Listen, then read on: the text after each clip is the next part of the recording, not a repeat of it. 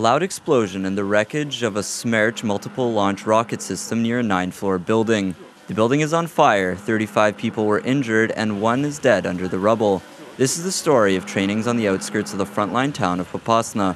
Shots can be heard here every day.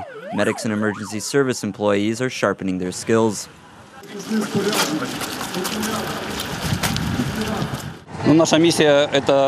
Our mission is cooperation with state emergency service, with people who work on the disaster sites and those who evacuate people.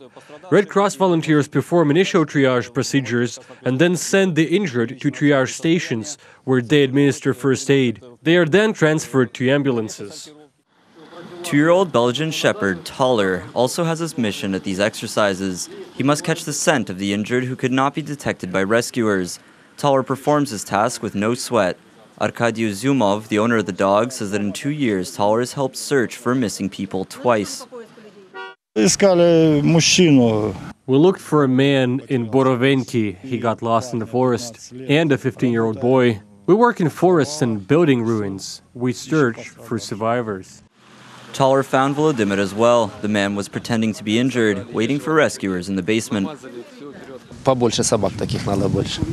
We need more dogs like this. This makes work 100% easier. People walk around the rubble and cannot find anyone.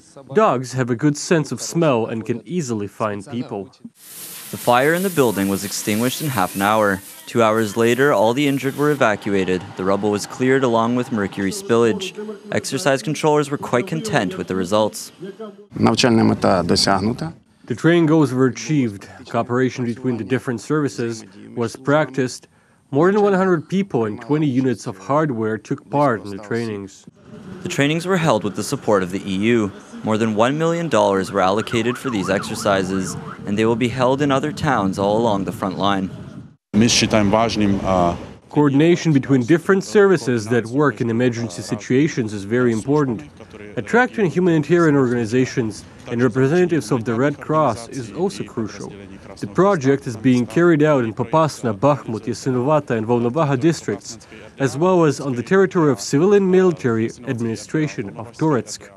After the trainings, emergency workers and medics will hold error analysis sessions in order to execute their tasks perfectly in real situations. Reported by Anastasia Volkova, UATV.